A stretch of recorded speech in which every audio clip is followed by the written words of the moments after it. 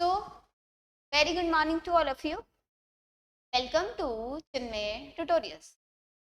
Guys, हम लोग यहाँ पे आज हमारी अमेंडमेंट क्लास करेंगे. छोटे मोटे अमेंडमेंट्स आए कुछ कुछ चैप्टर्स में, तो हम लोग देखेंगे. जैसे सबसे पहले फर्स्ट चैप्टर में जो हमने OECD की गाइडलाइंस पढ़ी थी उसमें थोड़ा बहुत चेंज आया है, तो एक बार देख लेते हैं. देखो, OECD guidelines for multinational enterprise on responsible business conduct. कुछ रिकमेंडेशन आई है. Recommendation address by government. Recommendation address by government to maintain multinational enterprise. तो मल्टीनेशनल एंटरप्राइजेस के लिए OECD ने कुछ गाइडलाइंस दिए. देखते हैं, यहाँ से आपको लिखना है.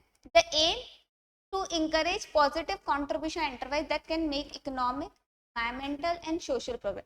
जो हमारी कंट्री में इकोनॉमिकली, एनवायरमेंटली और सोशल प्रोग्रेस कर रही है, to minimise the adverse effect on matter by the government. तो हम लोग चाहते हैं कि जो भी मल्टीनेशनल एंटरप्राइजेस है वो हमारी कंट्री के लिए इकोनॉमिकली, सोशली और एनवायरमेंटली फ्रेंडली रहे और एडवर्स इफेक्ट सबसे कम पहुंचाए. ये हमने गाइडलाइंस दी है. इसका मतलब इन लोगों को अब जो भी काम करना होगा ना, वो एनवायरमेंटली फ्री होना चाहिए, पॉल्यूशन फ्री होना चाहिए, सोशली किसी चीज के लिए खराब नहीं होना चाहिए. ये सब कुछ उनको देखना होगा. द गाइडलाइंस कंट्रीब्यूट ऑल की areas of business responsibility, include human rights, labour rights. मतलब देख लो, आप कुछ डाल दिया लेबर राइट्स, मतलब सोशल के लिए डाल दिया. ह्यूमन राइट्स, ये भी सोशल के लिए डाल दिया. Environment, bribery, consumer interest, disclosure, science, technology, competition and taxation, ये सारी चीजें इन लोगों ने डाली. The 2023 edition of the guidelines provide updated recommendation for responsible business conduct across key such as climate, biodiversity. Climate के लिए देखना है, बायोडाइवर्सिटी के लिए देखना है. यहाँ पे देखो, बिजनेस इंटीग्रिटी बना के रखनी है, सप्लाई चेन ड्यू डिलिजेंस रखनी है. इसका मतलब मल्टीनेशनल काफी सारी चीजें आई है कि अब ये जो काम करेंगे इन गाइडलाइंस के अंडर में रह के ही करेंगे. Next, the principle were revised in 2023.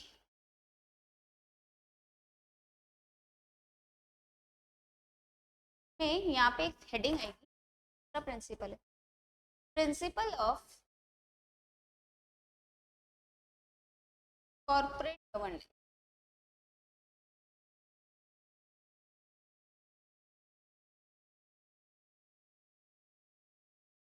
Principal of corporate governance, ये भी किसका है? OECD का. ये वहाँ पे खत्म होता है.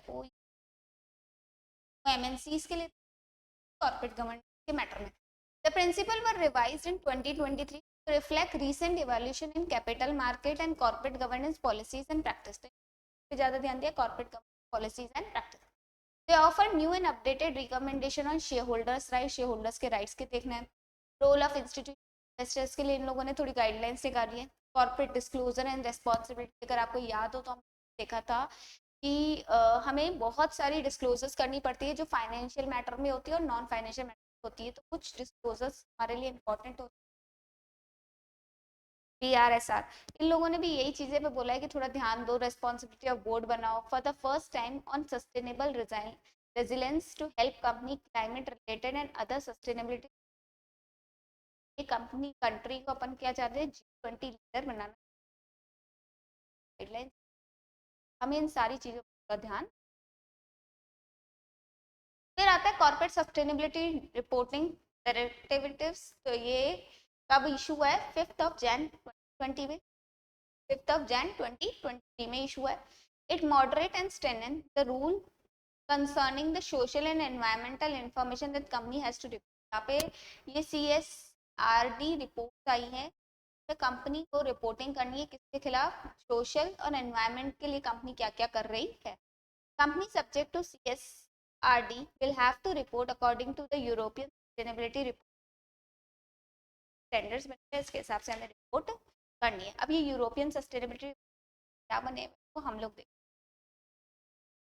रीजन क्या है? CSR, देखो यूरोपियन सस्टेनेबिलिटी रिपोर्टिंग स्टैंडर्ड भी आगे होंगे, ठीक है, ये मैं आपको बताऊंगी. तो इस हिसाब से कंपनी को रिपोर्टिंग करनी है. Reason for adoption of CSRD, the European Union that consumer and investor desire to know the sustainability impact of business. Consumer है या sustainability क्या दे. के लिए CSRD was created because of existing legislation was cutting it. Before CSRD, the non-financial reporting directive established the reporting for large companies. से पहले सिर्फ large companies. अब European Commission discovered that the information reported by company was insufficient. अब company तो अभी तक वो financial information applicability of CSR. The CSR was quadruple quarterly basis पे होगा ये मतलब साल में 4 बार होगा इस तरीके से होगा क्वार्टरली बेसिस पे होगा the number of company required to report the sustainability covered देखो किन किन कंपनीज पे अब डाल दिया ये गाइडलाइंस सारी लिस्ट पे बैंक्स पे इंश्योरेंस कंपनी पे बस मोर देन 500 वही करनी पड़ेगी आरटी गाइडलाइंस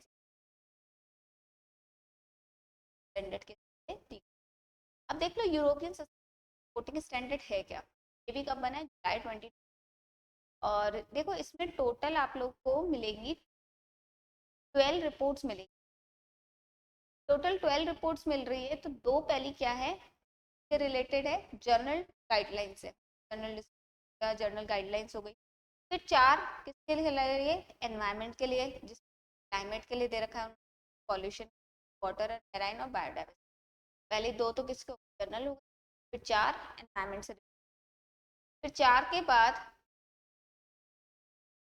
फिर ये नहीं सॉरी 4 नहीं 5 एनवायरनमेंट से रिलेटेड है ये भी एनवायरनमेंट से देखो पहली दो तो जर्नल फर्स्ट 2 जो है फिर नेक्स्ट 5 जो है वो एनवायरनमेंट से रिलेटेड है फिर 4 सोशल से रिलेटेड वैल्यू चेन के बारे में बता दिया कम्युनिटी के बारे में बता दिया कंज्यूमर के बारे में बता दिया और लास्ट गवर्नेंस 4 हम एनवायरनमेंट रिलेटेड हो गई और फिर गवर्नेंस फोर्थ वाली फर्स्ट गवर्नेंस हो गई तरीके से गाइडलाइन अब इसके बारे में थोड़ा सा पढ़ लेते हैं general disclosure set general and according to SRS it does not exist specific RS first general requirement है सबके लिए सब कंपनी स्पेसिफिक कंपनी के यार SR journal disclosure specify essential information of which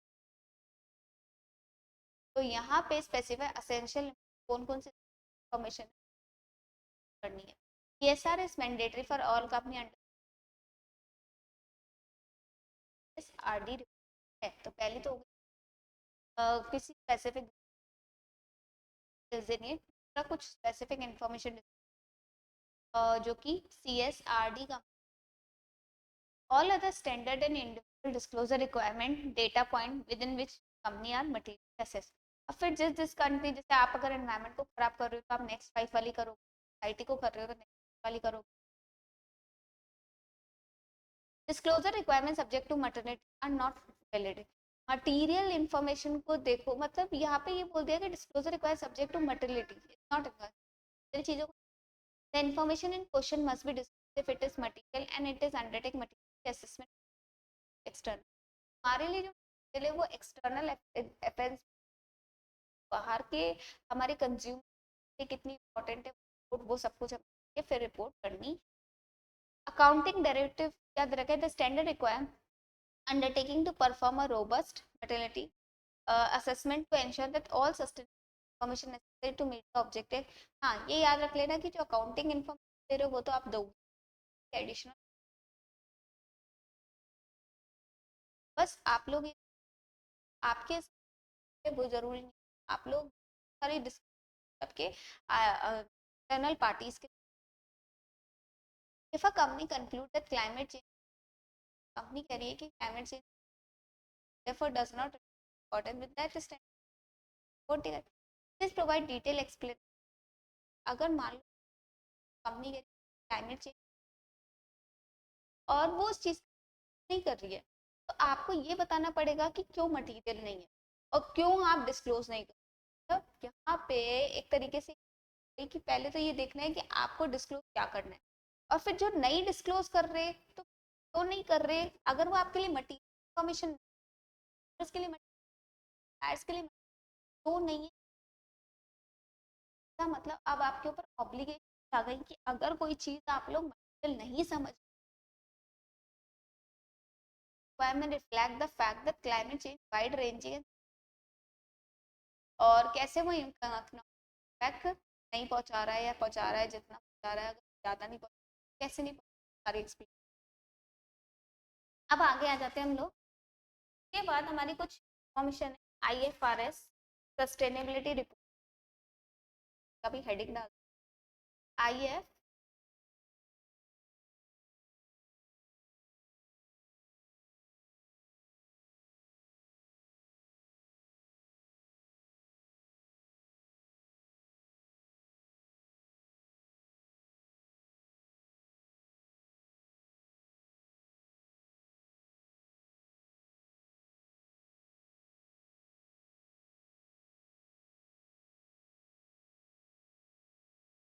तो ऑब्जेक्टिव ऑफ, अब देखो कुछ रिपोर्टिंग है IFRS इंटरनेशनल फाइनेंशियल जो है हमारी के अंदर जो है, तो objective of IFRS S1 is required the entity and opportunity that are used for general financial regarding, देखो ये भी एक तरीके से सस्टेनेबिलिटी आया हुआ है, और आपको ये बताना है आपकी से रिलेटेड क्या अपॉर्चुनिटी, जनरल पर्पस देखना है।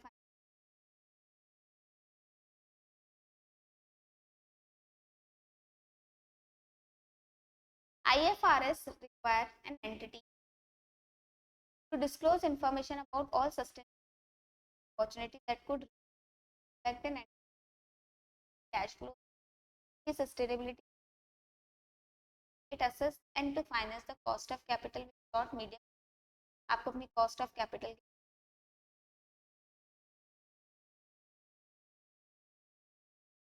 कुल मिला के आपको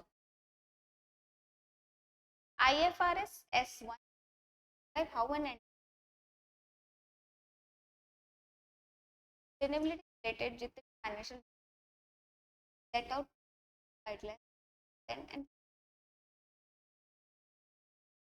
are used to provide resources,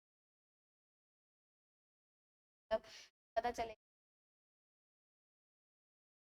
और साथ आप एनवायरमेंट खराब कर रहे हो, आप क्या सस्टेन, आप आपका कितना IFRS फर्स्ट में in particular required to provide disclosure about the governance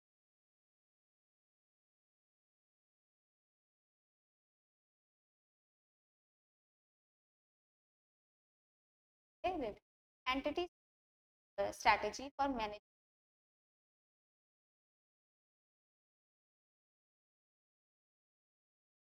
process the entity to identify assess prioritize आपकी आ रही है, आप लोग को आइडेंटिटी परफॉर्मेंस टू सिस्टम, और आपने क्या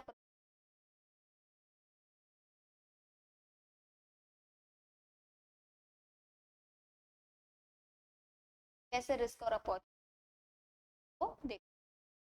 next IFRS 2, IFRS S1 require general financial also apply, लेकिन IFRS 2 क्या बता रहा है, इसे specific client that are used for general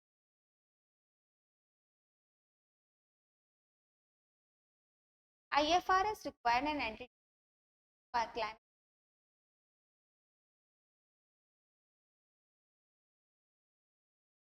could reasonably expect the entity cash flow and assets, कोई सेम बात बोल रहा है, क्लाइमेट रिलेटेड के लिए आप लोग कितना पैसा खर्च कर रहे हो short term,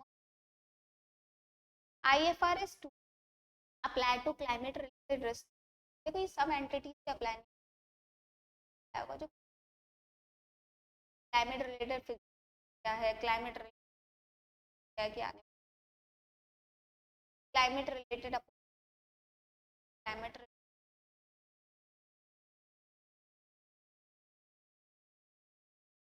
IFRS require an L2 IS2 require an purpose governance process. अब वही बात है कि आपको क्लाइंट को आइडेंटिफाई करना है पहुंचा रहा है, फिर एंटिटी कैसे आइडेंटिफाई करेगी, कैसे असेस करेगी, कैसे करेगी opportunity, whether these process related in firm and completed वही है the entity performance in relation जिसको हम IFRS था। सेकेंड वाला जो IFRS है पर्टिकुलर कंपनी और अपॉर्चुनिटी। अब चैप्टर नंबर डेटा गवर्नेंस, तो डेटा तो डिजिटल पर्सनल एक्शन एक्ट आया है। अब प्रॉब्लम ये आज आप लोग शॉपिंग कर, अब दिवाली की जब आप लोग शॉपिंग कर, आप लोग बहुत सारा पर्सनल कहीं ना कहीं वेबसाइट्स पे डाल रहे हो, जैसे शॉपिंग करने कार्ड नंबर पे अपना पेमेंट किया तो कार्ड नंबर कॉल चला गया और आईडी चली गई, तो जैसे पर्सनल बताओ आप लोग का आधार कार्ड सारी पर्सनल इंफॉर्मेशन है, अब आप अपना आधार कार्ड कहीं डालते हैं तो ये दिक्कत आ जाती है कि आपका आधार कार्ड अगर डाक वेबसाइट पे बिक रहा था 65 लाख, जितने भी करोड़ों आधार कार्ड हैं इंडिया के सारे सोल्ड आउट हो रहे थे, क्या हमारा पर्सनल, क्या वो हमारा पर्सनल कर ले, जैसे कि मैंने आपको एक बार बताया गूगल पे 2.5 CR लोग ड्रेस पहनी हुई, how to ma'am undress photo में तो आप ये इतना तरीके से अपनी पर्सनल इंफॉर्मेशन वो उसको इसी, लेकिन फिर भी हमें शेयर तो करना ही पड़ेगा, क्यों, हमें अगर ट्रांजैक्शंस करने हैं शेयर तो होगा, तो क्या उस कंपनी की, क्या उस वेबसाइट की कि हमारी पर्सनल क्या कह रखे, बिल्कुल। The digital data personal data protection act आया 20 एंड असेंट ऑफ पार्लियामेंट कब आया 11 अगस्त 2020। The mention and provide for the processing of digital personal data in a manner recognize right of like their personal data। एक इंसान करना का हक है, और अगर वो किसी का शेयर कर रहा है तो उसकी obligation that need to process such personal data for lawful purpose, और वो अपना पर्सनल पर्पस के है, तो वहां पे आदमी शेयर कर रहा है उसके पास ये कि हाँ, अगर किसी लॉफुल पर्पस के लिए उस बंदे को भी या किसी लॉफुल पर्पस के लिए देनी है तो आप शेयर कर सकते।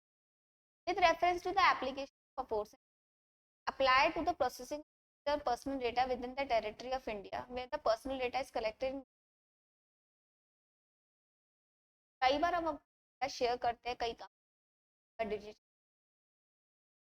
डिजिटल फॉर्म में अगर हमें किया, अब वो बैंक क्या करेगी उसको digital apply to the processing of digital personal data outside territory of India, क्या था विद इन द इंडिया की, अगर विद इन द इंडिया करते हैं तो क्या ये act apply, outside the India करते तो होगा if such processing in connection with any activity relating to offering of goods and to data principal within the territory of India. तो क्या आउटसाइड इंडिया अगर कर रहे हैं हम लोग तो हो सकता है, हाँ हो सकता है, अगर वो एक्टिविटी जैसे लोग इंस्टाग्राम के साथ शेयर करते हैं, इंस्टाग्राम कंपनी तो आउटसाइड इंडिया है पर जो एक्टिविटी हो रही है विद इन द इंडिया हो रही है ना, हम लोग फेसबुक के साथ शेयर कर रहे हैं, इंस्टाग्राम के साथ शेयर कर रहे हैं, क्या लोग कर तो आउटसाइड इंडिया के साथ कंपनी के साथ जो एक्टिविटी अगर वो इंडिया में हो रही है तो एक्ट अप्लाई, तो बातें समझ इन इंडिया शेयर कर रहे हो एक्ट अप्लाई, शेयर कर एक्टिविटी डेटा प्रोटेक्शन एक्ट। ये एक्ट किस पे अप्लाई नहीं होता? मोस्ट इंपॉर्टेंट नेगेटिव चीजें। Personal data process by the individual bye for any personal. आप लोग अपना आईडी बना, आईडी बना के आप लोग अपना फोटो शेयर कर रहे हो, आप लोग खुद ही अपना अकाउंट पब्लिक कर रहे हो, यहाँ पे ये डेटा और आप अपने ही अकाउंट के साथ अपनी फोटो के साथ शेयर करिए, अप्लाई नहीं। तो आप खुद ही अपना पर्सनल पर्पस के personal data that is made and cost to be publicly available है the data principal to whom. आपने खुद ने ही पब्लिकली अपनी वीडियोस अवेलेबल करवाई है, क्या act apply. Any person in obligation law for the time being, आपने नहीं कराई अपनी पब्लिकली, आपके अलावा किसी और ने कराई, पर उसको लॉ के ये चीज जरूरी थी इसलिए वो कराई। बातों में एक्ट अप्लाई नहीं होगा अगर आप लोग अपनी पर्सनल नहीं होगा। दूसरा, अगर आपने अपनी इंफॉर्मेशन शेयर करी है खुद ही पब्लिकली तो एक्ट अप्लाई नहीं होगा। अगर किसी पर्सन ने कंपल्सरी तो क्योंकि उसको लॉफुली ये चीज चाहिए थी, एक्ट अप्लाई नहीं। The silent facts of this act focus on general obligation data fiduciary processing of additional information. Simple सी बात बोलिए कि आपके चीजों को बचाना है, एक्ट अप्लाई हुआ। The act is expected to have an impact on majority organization, IT, सब पे एक्ट हो गया। सारे लोग वही होते जो कि हमारा पर्सनल डेटा यूज कर रहे हैं। Information security because the type and personal data अगर ये लोग यूज,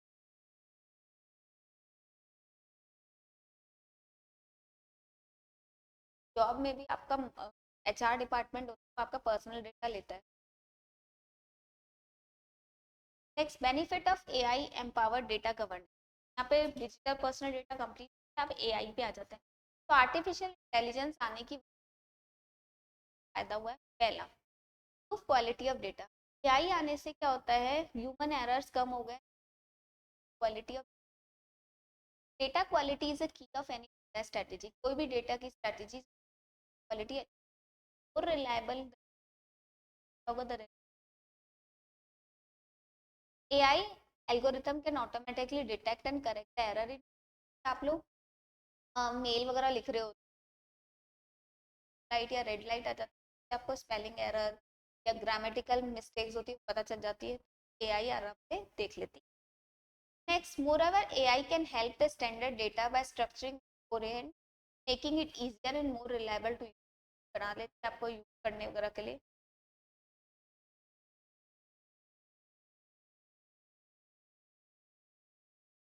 ठीक है, put in the perspective with machine learning, it is also possible to identify threats and pattern hidden in the data. में कोई भी facts अगर discovery the error and next, automated data compliances। अब मैंने आपको बताया था ना कि आजकल ऑटोमेटिक ही सारी कंप्लायंसेस हो जाती है। जैसे आप लोगों ने बता दिया कि हमारी मीटिंग आपने डेट की एंट्री डाल दी, वो फाइल करना है। कई बार तो अब ऑटोमेटिक ही सारा फॉर्म वगैरह। At the time in cyber threat are literally exploiting data compliances must priority in the society, but guarantee compliances require constant vigilance which can depend execute। अब हमें याद नहीं रहता इस डेट को ये फॉर्म फाइल करना है, क्या क्या कर देता है, खुद ही सारा सब कुछ चेक कर लेता है और कैन प्रोएक्टिवली मॉनिटर। मान लो कोई मीटिंग फाइल होगा, उसके बाद in addition AI facilitate the classification and labeling of sensitive data। ये sensitive data को अलग, AI system can generate automatically compliance report तक ये सारा काम। Third point, strengthening data security, बना time password. It is ability to proactively detect threat by analyzing data access pattern and AI alert about suspicious ऐसे fake आजकल calls नहीं, fake call तो वो स्पैम लिखा हुआ आ जाता है। मतलब क्या है कि आपका डेटा सिक्योर कर रहा है, आपको पहले से सतर्क कर रहा है। Make data governance even further, AI leverage machine learning malware detection antivirus कर सकते हैं, पता अगर पता भी है तो वो अगर आता भी है तो डिटेक्ट हो जाए। The system can identify malware, security, analyse, finally it contribute automatic security patches and policy. Next, democratic data. Democratize data at the heart of data strategy lie one objective to encourage employee to use the data whenever possible. कई बार होता है like faster to development of data culture. एक और फायदा हो गया AI का, तो क्या कर सकते हैं, डेटा कहीं से एक्सेस कर सकते हैं। रेगुलेटरी, ये आपके एआई के फायदे हो गए। अब एआई के लिए रेगुलेटरी ट्रेंड का regulate, they are the six area of coherence they unite under broad कुछ है। पहला जैसे कोर प्रिंसिपल, ये ह्यूमन राइट्स पे बना रखा है इन लोगों ने। ट्रांसपेरेंसी, स्ट्रॉन्ग रिस्क एआई के, AI of the perceive risk around AI of the core value like privacy check कर रहे हैं। Trans the tailoring follow the principle of compliance obligation. आप low risk mean one few obligation, risk कम है तो कम आ जाएगी। High risk का मतलब होता है कि बहुत। नेक्स्ट क्या है, सेक्टर वाइज इन्होंने बना रखा है, तो सेक्टर्स क्या बना रखा है, बिकॉज ऑफ हम बहुत अलग अलग सेक्टर, सम ज्यूरिसडिक्शन कुछ सेक्टर्स को बहुत ज़्यादा फोकस करने की, सेक्टर को कम करने की। Policy alignment, jurisdiction undertake AI related rule within the contents of other digital policy priority, जैसे साइबर सिक्योरिटी की पॉलिसी बना, डेटा प्राइवेसी वाली, आईपीआर आपको कोई नहीं चुराए, इससे रिलेटेड भी इन लोगों ने पॉलिसी रखी है। प्राइवेट सेक्टर कोलैबोरेशन, इन्होंने बोला कि भाई इतना सारा काम करना है तो सिर्फ गवर्नमेंट पैसा देगी नहीं चलेगा, प्राइवेट सेक्टर बड़े बड़े बिजनेस क्या करना पड़ेगा, कोलैबोरेट पड़ेगा, थोड़ा बहुत कॉन्ट्रैक्ट। इंटरनेशनल कोलैबोरेशन मांगा है, मतलब बाद अगर वर्ल्ड बैंक और कंट्रीब्यूट करें, तो वापस देख लेते हैं प्रिंसिपल रखे, सेक्टर स्पेसिफिक दे रखे, पॉलिसीज बना रखी है, contribution, private contribution, international contribution. Artificial intelligence, OECD क्या बना रखा है वो देख लो एक बार। आर्टिफिशियल इंटेलिजेंस के हिसाब से ओईसीडी ने क्या प्रिंसिपल निकाल रखे हैं, देखो वैल्यू बेस्ड प्रिंसिपल है, कुछ पॉलिसी के हिसाब से recommend. Principle number, inclusive growth and sustainability development क्या रखा है, जो holder ship proactively responsible Steve of trustworthy AI. पैसा कंपनी जो है, कंपनी में पैसा वो शेयर्स का है, स्टेक होल्डर्स का है। स्टेक होल्डर चाहेंगे ना कि आप लोग सारी कंप्लायंसेस को बहुत ढंग से करें। अगर आप सारी कंप्लायंसेस को करते हैं, प्रॉब्लम आती है। एआई अगर सब कुछ संभाल रहा है तो हम लोग स्टीवर्डशिप, हम लोग ट्रस्ट किस पे कर रहे हैं, एआई पे। इसी वजह से एआई से जो आउटकम निकले वो बेनिफिशियल, पीपल के लिए, प्लैनेट के लिए, कैपेबिलिटी बढ़ाए, एनहांस क्रिएटिविटी आए, के अंडर रिप्रेजेंटेटेड पॉपुलेशन प्रेजेंट करे, सोशल जेंडर, ये तो ये बात याद रखना है, हम एआई इसलिए जा रहे हैं कि चाहते हैं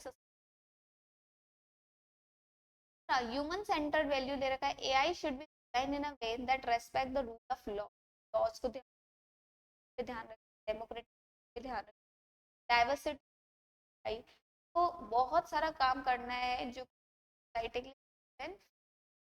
ट्रांसपेरेंसी रखे, जो भी काम हो वो ट्रांसपेरेंट हो, रिस्पॉन्सिबल डिस्क्लोजर एआई सिस्टम तरीके से।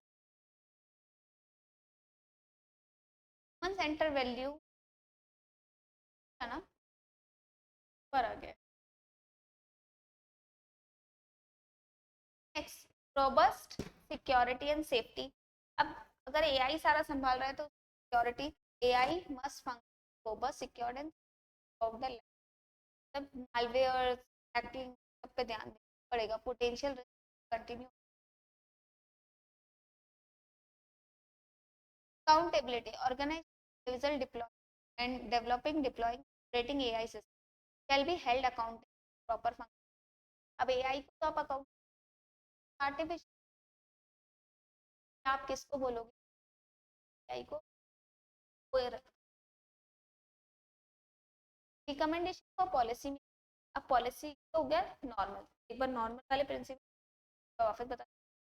सबसे पहला इंक्लूसिव ग्रोथ लानी है हमें एआई से, फिर ह्यूमन सेंटर बना रखे, ट्रांसपेरेंसी ज़्यादा से ज़्यादा लानी है, उसके बाद रॉबस्ट सेफ्टी सिक्योरिटी पे ध्यान, तो लोग इस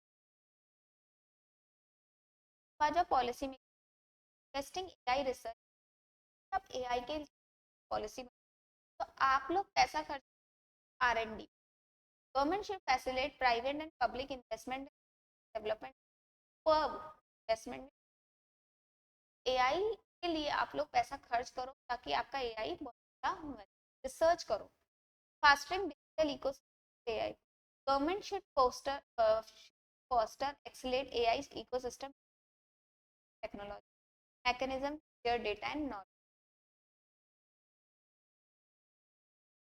providing an policy environment, government should policy that will open trustworthy policies AI से खराब ना, इम्पैक्ट तो आएगा लेकिन ज़्यादा खराब, build human capability and labor and preparing for labor transition, government should equip the skill AI and worker to ऐसा ना हो वर्कर्स के साथ काम फेयर ट्रांजेक्शन, वर्कर को तरह से कॉपरेशन, गवर्नमेंट ये कॉपरेशन कैसे, अब एक बार वापस बता देती हूँ, रिकमेंडेशन पॉलिसी में पैसा खर्च, चलिए इको फिर एनवायरमेंटल, फिर हमने देखा बेटी बारे और cooperation, data protection of data security council of security के लिए बॉडी है, डेटा ऑनलाइन कर रहा है उसको सिक्योर कर, it is planning to diverse data protection verify platform, लोगों का डेटा ऑनलाइन किया जा रहा है वो सही तरीके से किया जाए, सही रहे, तो ये काम, the project currently piloted with partners organization that will organization are using data safe, the basic structure of data privacy ISI, similar से जैसे अगर हम लोग पर अगर ISI वेरीफाई कर बिल्कुल ऐसे ऑनलाइन डेटा अपलोड है तरीके से प्रोटेक्शन दिखता है कि क्या आप लोग का अपलोड करवा रहे तो सिक्योर है, आपका डेटा इधर से तो नहीं जाएगा, मालवेयर अटैक वगैरह, the data protection provide some level of आपको क्या देता है एप्लीकेशन साइट्स पे according to the expectation of privacy whether it behave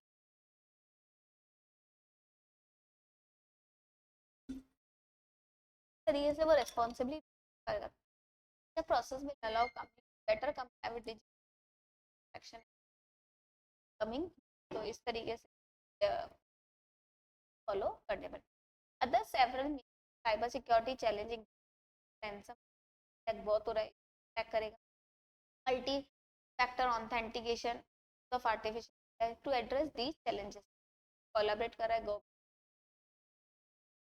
sector के एंड थिंक टैंक, मतलब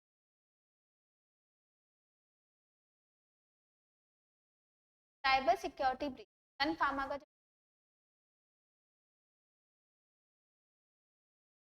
सन Pharma operate from get some group IT Sun pharma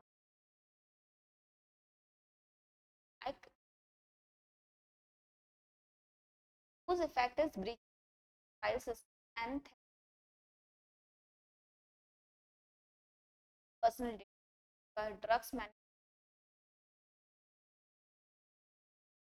बहुत सारी फार्मूले बताते वो भी, सन फार्मा रिपोर्ट अब रिपोर्ट की उन्होंने fact it said the did not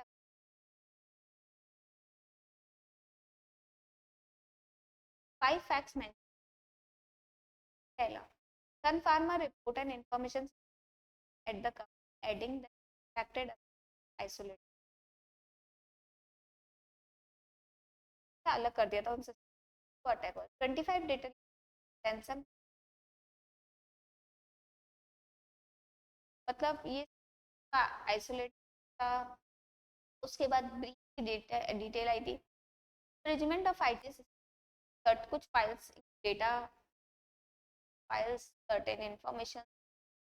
फिर क्या हुआ, कंपनी प्रॉम्प्टली टू कंपनी ने स्टेप लिए और section IT security employ content irrigation protocols as part of contaminated study company एक अलग से कर दिया था, फिर रिकवरी कोशिश किया था कि करेंगे। As a result revenue are expected, इस कंपनी को क्या फर्क पड़ा ये कंपनी का थी। Company added that it is currently unable to determine adverse, कहीं ना कहीं कंपनी के ऊपर वो सिक्योरिटी जो थ्रेट हुआ वो तो हुआ, लेकिन रेवेन्यू लग गया, शेयर में स्टॉक मार्केट में प्राइसेस। बस आप लोग बस इतना ही देख लेना। अब यहाँ पे देखो ये वाला सन फार्मा ने अब इसके लिए क्या किया, रीजन क्या था, research and development top priority of pharmaceutical. क्या रीजन थे कि साइबर अटैक हुआ, R&D आपके लिए, if they want to stay ahead, आप नहीं करते हो of their competition, Sun Pharma नहीं, they need to consider when it कम करना चाहिए। However, the IP from the trial manufacturing and patent especially दवाई बन रही है तो पेटेंट वगैरह अगर आप लोग ले रहे हो तो वो भी आप लोग के साइबर क्रिमिनल माइट टारगेट दी, पहले सबसे पहले यही करेगा और यही आपको आके आपके competitor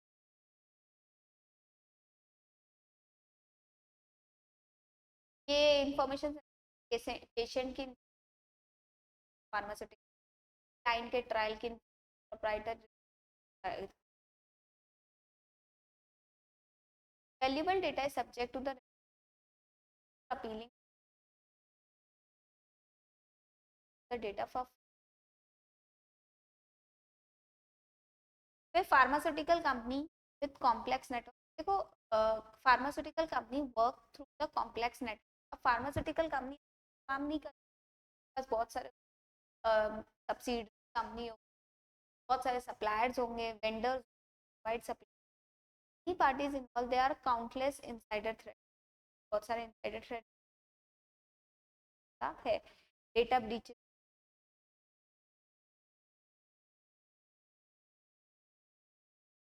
next, majority of pharmaceutical company operate करी, दैट मींस साइबर क्राइम के level. Although more pharmaceutical companies are starting to understand cyber risk, the cyber security solution, आपको पता है कि for attack with more much sensitive data, cyber security lot of opportunities में pharmaceutical।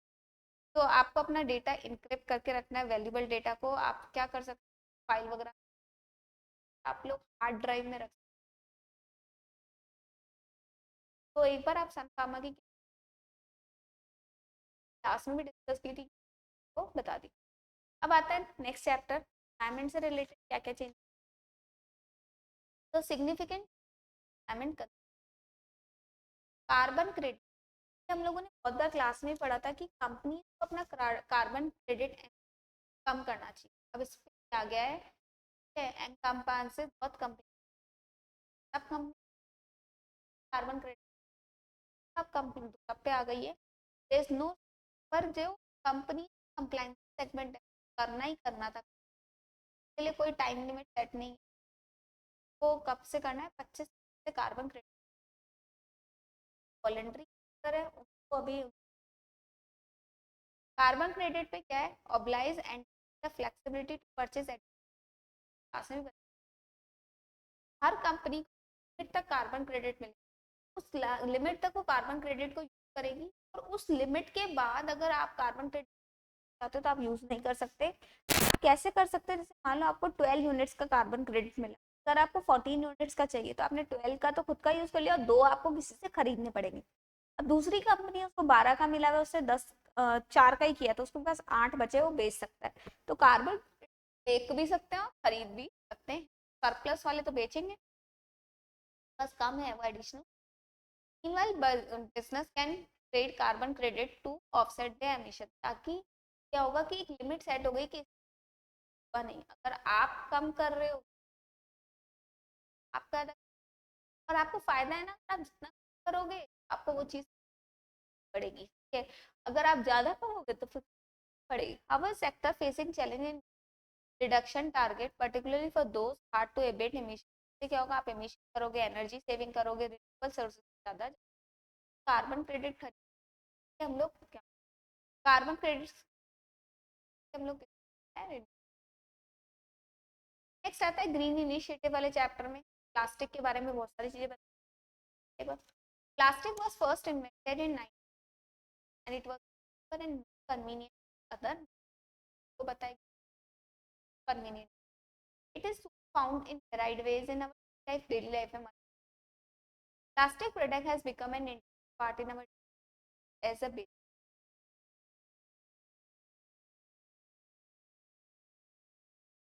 Plastic is almost is used across multiple sector like packing.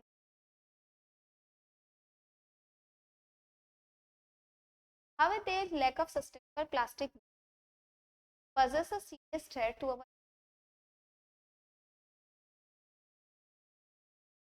plastic waste, particularly the key contribution unsustainable research waste, बहुत ज़्यादा waste across industry और life span हो रहा है कि आपके product की लाइफ ऐसा है। तो मैं coconut oil use, coconut oil तो उसका जो प्रोडक्ट प्लास्टिक का जो कंटेनर है तो मैं फेंकूंगी और बढ़ रहा है, और इसी वजह से हमने गाइडलाइंस निकाल रखी है। क्या guidelines, plastic waste has numerous environment, plastic in food and water also health issue, एक डिसऑर्डर होता है हमारे हमारे लैंड्स है, प्रॉब्लम आ रही है। According to all the plastic and ever generated still present earth today, plastic कभी भी प्लास्टिक प्लास्टिक बना, फिर क्या करें, एनवायरमेंटल इश्यूज क्या हो रहे हैं। पहला, अब देखो एनवायरमेंटल बहुत सारे हैं, आप कोई भी 5-6 कर लेना। Plastic type of gases are release, plastic को manufacture, dumping of plastic and make the lead and property. फिर क्या होता है, प्लास्टिक को फेंक देते, बर्निंग ऑफ प्लास्टिक टॉक्सिन, आप प्लास्टिक को जलाओगे भी तो आपके बहुत, नॉन रिसाइकलिंग ऑफ प्लास्टिक में, अब इसको रिसाइकलिंग कोशिश करो, खराब हो जाता है। गार्बेज में अगर हम प्लास्टिक फेंक देते हैं तो बेकार है, क्योंकि recycling industry operate in non-conformity conforming poses threat to sound recycling। अब क्या करें इसको, manufacturing and plastic carry bag, plastic bag कम करो, plastic bag quality, lay down plastic bag ऐसे थोड़े से लॉज बनाओ, प्लास्टिक बैग जितना कम होए, पर ट्रस्ट ऑन प्लास्टिक, कोशिश करो प्लास्टिक आप उसको मिनिमाइज करो, तो वेस्ट मत, उस रिसाइकल कर, वेस्ट को कोलैबोरेशन में every particular brand owner with central pollution control board, pollution क्या होगा पता रहे आप लोग, आपको क्या काम। सिंगल यूज प्लास्टिक को बैन कर दिया गया था, अगर आपको पता भी तो। Use of recycle manufacturing plastic carrying bag,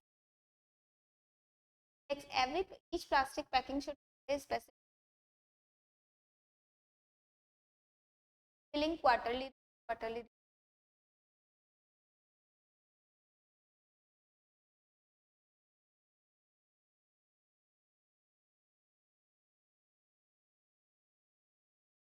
extended producer responsibility, देखो extended producer response based on pollution polluter pay principle aim to produce treatment raw material in each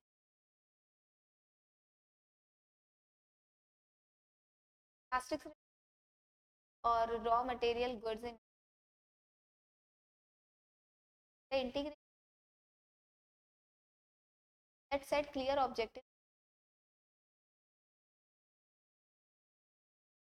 देखना है इस लेवल पे क्या कर रहा है, क्या का देखना। स्ट्रक्चरिंग ऑफ ईआरपी सेक्टर है, it allow involvement of all sectors, public authorities, sustainable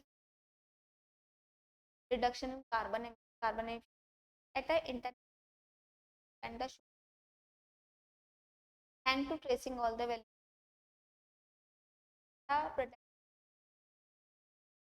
value chain कि क्या काम कर रहा है। someone identify the producer have PIOB operation, PIOB का मतलब plastic packing as part of operation, effective turnover, आपका कितना भी टर्नओवर आपको रजिस्टर कराना पड़ेगा, एक्शन प्लान दे प्लास्टिक से क्या काम कर, ऑब्लिगेशन साइकिल करो साइकिल प्रोडक्ट को use, end of life disposal, ठीक है बिल्कुल लाइफ तभी ऑपरेशनल स्ट्रेटजी देखो प्लास्टिक से प्लास्टिक आपको ये सारे ही provide proof of certificate plastic के क्रेडिट्स दिखाओ कि आपने कितना, it can engage IOB and other separately fulfil the target, आपसे रिलेटेड आपसे टच में कोई और भी प्रोडक्ट आपके साथ काम। लास्ट है सस्टेनेबिलिटी ऑडिट और ये आपका जो पार्ट सी क्या क्या मेंटेन है। Master circular of ESG rating, ESG shall have at following ratings ERP, ESG rating कर प्राइवेट सेक्टर ज़्यादा वोट देना है,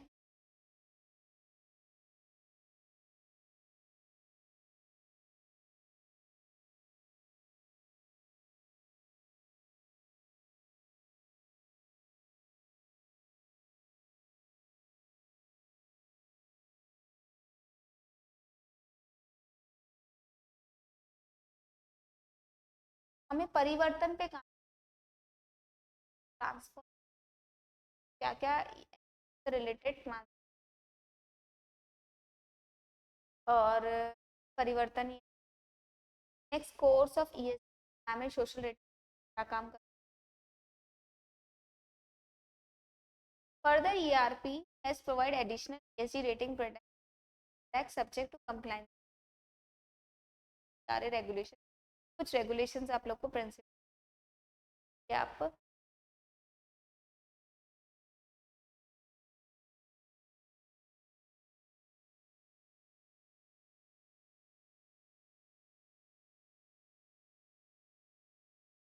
सस्टेनेबिलिटी कॉर्पोरेट गवर्नेंस एस्पेक्ट पे आपको ध्यान देना लेवल पे कंपैरिजन करना, हमारा जो कॉम्पिटिशन वो किस तरीके आप किस तरीके से राइट हो, सारी गाइडलाइंस फॉलो। यहाँ तक आप लोग के जो भी सारे आपको बता दिए हैं, कुछ तो हम लोग क्लास में डिस्कस कर चुके,